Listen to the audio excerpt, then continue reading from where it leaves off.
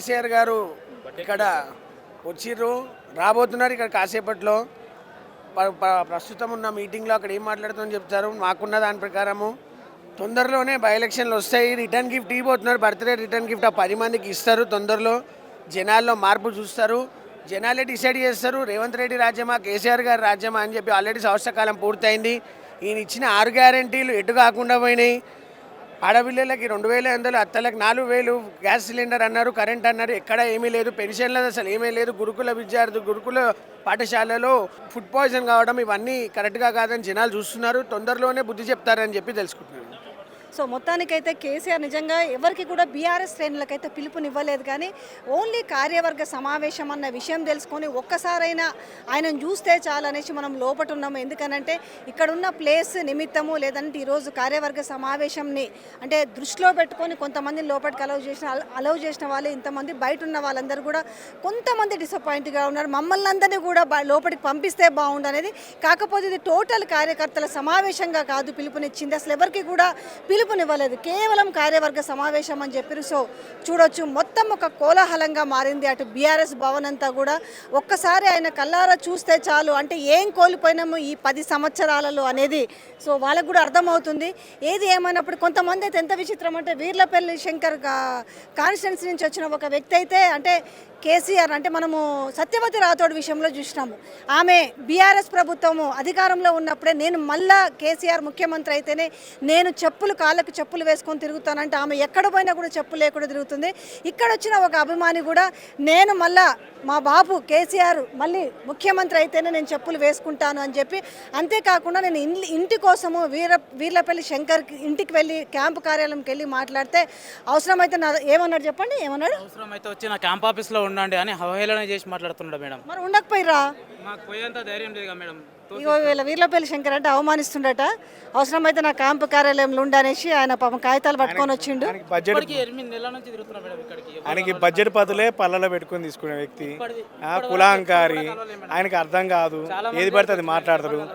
ఇప్పుడు వాస్తవానికి చూస్తుంటే ఈ రాష్ట్రంలో ఎమ్మెల్యేలకి కనీసం వార్డు నెంబర్కు ఉన్న అవగాహన లేదు. వాళ్ళు ఎంతసేపు పేమెంట్ కోటాలు ముఖ్యమంత్రి వచ్చినండి పేమెంట్ మీద ఆలోచన తప్పితే అది ప్రగతి భవన్ కాదు, ప్రజాభవన్ కూడా కాదు. కేసీఆర్ ప్రగతి అని రాష్ట్రం కోసం ప్రగతి ఉన్నట్టు ఆ ప్రగతి భవన్లోనే నిర్ణయాలు జరగాలని పెట్టుకున్నాం. ఇది ఇప్పుడు పేమెంట్ భవన్ అయిపోయింది. మంత్రుల భార్యలు సందాలు వసూలు చేసినట్టు డబ్బులు వసూలు చేస్తున్నారని అందరూ తెలుసు. 14 నెలల కాలంలో ఈ రాష్ట్రం రామరాజ్యంగా ఉండేది, రావణ కాష్టం చేసిర్రు. ఈ రాష్ట్ర ముఖ్యమంత్రికి ఏం తెలుసు? మాట్లాడితే కేసీఆర్ గారిని బహిష్కరించాలని మాట్లాడాడు, వెలివేశాలని మాట్లాడాడు. ఇవాళ నేను ఒక మాట మాట్లాడుతున్నా. ఈ రాష్ట్రంలో 3 జాతరలు ఉంటాయి అన్నమాట. ప్రముఖంగా మేడారం సమ్మక్క సారక్క జాతర, ఆదివాసులు నాగోబా జాతర, యాదవుల కులదైవన సూర్యాపేట జరుగుతుంది లింగమంతుల జాతర. కానీ నిన్న కేసీఆర్ గారి బర్త్డే రోజు కేసీఆర్ గారి జాతర స్టార్ట్ అయింది. గడి గడి గడి గడి గడి అని కేసీఆర్ గారిని ఇల్లుని గడి చేసి పడేసిండు. మరి గడికే జనం వస్తుర్రు, మరి గాంధీ భవన్కి వదులుకుంటుర్రు. గడిలోనే అన్ని సామాన్యులు అందరూ వస్తుర్రు. ఇలా బీఆర్ఎస్ పార్టీకి ఇంతమంది ఉర్రు. ఇలా రైతు బంధు రావట్లేదు, రైతుల ఆత్మహత్య అయినా మాకాడి పేదోళ్ళు ఇల్లు కొడితే మాకాడికి వస్తారు. బాధితులకి రక్షణ కల్పిస్తున్న సమితి అయిపోయింది మాది బీఆర్ఎస్ పార్టీ. భారత రాష్ట్ర సమితి ఇలా భారత రైతుల సమితి అయిపోయింది. ఇలా కష్టకాలంలో కాలంలో నీళ్ళు రావట్లేదు. మా ఉమ్మడి నల్గొండ జిల్లా సూర్యాపేట జిల్లాలో తుంగతుర్తి ప్రాంతంలో సో ఇవాళ మొత్తంగానైతే ఒక స్పష్టమైన కార్యాచరణ చేయబోతున్నారు. హైడ్రా విషయంలోనైతేంది, లేకపోతే గురుకులాల విషయంలో కావచ్చు, లేకపోతే రైతుల ఆత్మహత్యల విషయంలో కావచ్చు, లగచర్లలో జరిగిన దాష్టికాల విషయంలో కావచ్చు, ముఖ్యంగా ఉప ఎన్నికల విషయంలో కావచ్చు, ఇలా మొత్తంగా క్యాడర్కి జోష్ నింపే ప్రయత్నం అయితే ఈరోజు జరగబోతుంది. ముఖ్యంగా జరిగేది ఏంటి అని అంటే సుప్రీంకోర్టులో ఉన్న 10 మంది ఎమ్మెల్యేల అనర్హత పిటిషన్ విషయంలో ఈరోజు ఖచ్చితంగా ఆ చర్చ జరగబోతుంది. ఏది ఏమైనా ఉప ఎన్నికలు రాబోతున్నాయి, దాంట్లో ఖచ్చితంగా 10కి 10 సీట్లు కొట్టాలనే ఒక చర్చ జరగబోతుంది. అంటే ఇప్పటికే ఒక శ్రేణుల్లో ఒక ఉత్సాహం కనిపిస్తుంది. మొన్నటి వరకు ప్రతిపక్షాలు రాలేదు అని అంటే ఇప్పుడు బయటికి వస్తే తట్టుకునే పరిస్థితి కూడా కనిపిస్తలేదు. ఎట్లా డైవర్ట్ చేద్దాము, ఎట్లా డైవర్షన్ డ్రామాలు ఆడదామన్న నేపథ్యంలో ఎలాంటి పప్పులు ఉడకని పరిస్థితి కనిపిస్తుంది. ఎందుకంటే 6 గ్యారంటీ స్కీములు కావచ్చు, తర్వాత 420 హామీలు కావచ్చు. ముఖ్యంగా ఇందులో ఇంకోటి కూడా కనిపిస్తుంది. ఇందులో బీఆర్ఎస్ వర్కింగ్ ప్రెసిడెంట్ కేటీఆర్ ఇప్పటికే అన్నీ తానే ముందుండి, అంటే తన తుంటికి గాయమైనప్పటి నుంచి కూడా కేటీఆర్ అన్నీ తానే ముందుండి ఇటు పార్టీ క్యాడర్ని కావచ్చు, లేకపోతే శ్రేణులను కావచ్చు, లీడర్లను కావచ్చు, ఎవరిని కూడా ఏ బాధ వచ్చినా ఆదుకుంటూ, అంతేకాకుండా రాష్ట్ర వ్యాప్తంగా ఉన్న అన్ని రకాల ప్రజల్ని మనం మూసీ నుంచి మొదలుకుంటే అంటే మూసీ ఇల్లు కూలగొడతామంటే మూసీకి మేము భరోసాగా ఉన్నామనంటూ మూసీ వాసులకు భరోసా ఇవ్వడం కావచ్చు. అలాగే హైదరాబాదితులకు కూడా అంటే వాళ్ళకు కూడా పట్టాలున్న ఇళ్లను కూడా కూల్చివేస్తూ వాళ్ళకు డబల్ బెడ్రూమ్లు ఇస్తామని చెప్పేసి వాళ్ళని భయపెడుతున్న తరుణంలో, అలాగే కొంతమందిని ఇళ్లను కూల్చివేస్తున్న సమయంలో వాళ్ళ ఇంటికి వెళ్ళి చేతనైనంత కొంత ఆర్థిక సాయం చేయడంతో పాటు మేమున్నామంటూ భరోసా ఇస్తూ, అలాగే లగచర్ల విషయంలో కూడా లగచర్ల రైతులకు అనవసరంగా బేడీలు వేసి 3rd డిగ్రీ ప్రయోగిస్తే వాళ్ళకు న్యాయ సంబంధమైన వాటికి కూడా తను వ్యయ ప్రయాసాలు ఓర్చి వాళ్ళకు కూడా మేమున్నామంటూ భరోసా ఇచ్చుకుంటూ ఇలా 1 కాదు 2 కాదు గురుకులాల విషయంలో కూడా మధ్యాహ్న భోజనం కావచ్చు, గురుకుల విద్యార్థులు సో ఆ భోజనం నాసిరకం భోజనం చేసి వాళ్ళు కొంతమంది ఏమో హాస్పిటల్ పాలేరు, కొంతమంది అయితే తల్లిదండ్రులకు దూరమైన విషయం కావచ్చు. ఇలా అంగన్వాడీ టీచర్లకు కావచ్చు, లేకపోతే దిలావర్పూర్లో జరిగిన ఘటన కావచ్చు, రామన్నపేటలో జరిగిన ఘటన కావచ్చు. ఇలా 1 కాదు 2 కాదు రాష్ట్రంలో ఏ ఆపద జరిగినా లేకపోతే ఏ వర్గానికి నష్టం జరిగిన నేనున్నానంటే ఇప్పటికే ఆయన ఒక మాస్ లీడర్గా మెర్జ్ అయిపోవడం జరిగింది. సో ఈ రోజు కూడా మరింత ప్రాధాన్యత లభించే అవకాశం ఉందనేసి కూడా బీఆర్ఎస్ శ్రేణులు చెప్తున్నారు. ఓవరాల్గా చాలా ఉత్కంఠగా అయితే ఉన్నారు.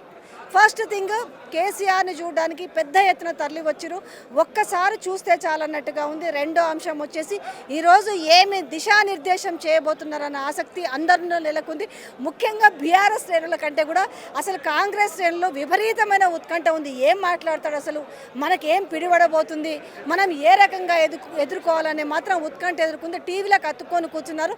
అసలు బీఆర్ఎస్ భవన్ దగ్గర ఏం జరుగుతుంది, బీఆర్ఎస్ శ్రేణులు ఏం మాట్లాడుతున్నారు, సో చెప్పండి ఎక్కడి నుంచి వచ్చారు, ఏం చెప్పాలనుకుంటున్నారు? సంఘటన చూసాం మేడం. సార్ చాలా ఉన్నాయి కదా మేడం, నేను లైవ్గా చూడక చూద్దామని వచ్చాం మేడం. కానీ చాలా ఉత్కంఠ ఉంది మేడం. కాంగ్రెస్ వాళ్ళకి మాత్రం ఉచ్చబడుతుంది మేడం. సార్ ఏం మాట్లాడతారని ఉచ్చబడుతుంది తెలుసా. అసలు సార్ వచ్చి మైక్ ముందు పడితే వాళ్ళకి అనుకుంటుంటారు మేడం. వాస్తవానికి మీరేమో కానీ ఇప్పుడు వాళ్ళకు ఉత్కంఠ ఎక్కువ ఉంది. కేసీఆర్ని చూడాలని ఉత్కంఠ వాళ్ళకే ఎక్కువ ఉన్నట్టుగా అనిపిస్తుంది. మాకు నిజంగా మేడం సారు ఏం మాట్లాడతారు, మాకు ఎక్కడ ఫీజు అవుట్ అయితే బాధపడుతున్నారు మేడం వాళ్ళు. చెప్పండి మీ అందరు ఎక్కడి నుంచి వచ్చారు? మెదక్ నుంచి. మెదక్ నర్సాపూర్. చెప్పండి. మేము సార్ కోసం ఎదురు చూస్తున్నాం మేడం. సార్ ఎప్పుడు వస్తాడా అని చూస్తూ ఉన్నాం. లోకల్ బాడీ ఎలక్షన్స్లో ఎట్లుండబోతుంది, అన్ని మనమే గెలవాలనేసి కాంగ్రెస్ పార్టీ చెప్తుంది కదా, ఎట్లుండబోతుంది? లోకల్ బాడీలో మొత్తం టీఆర్ఎస్కి గెలుస్తుంది మేడం. అన్ని లోకల్ బాడీలో మొత్తం టీఆర్ఎస్కి గెలుస్తుంది.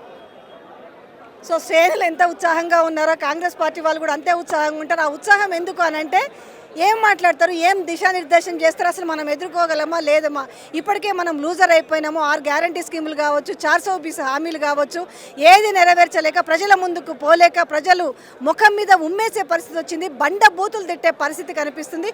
ఈ నేపథ్యంలో ఎలా ఎదుర్కోవాలని తలబట్టుకునే పరిస్థితి మాత్రం కనిపిస్తుంది.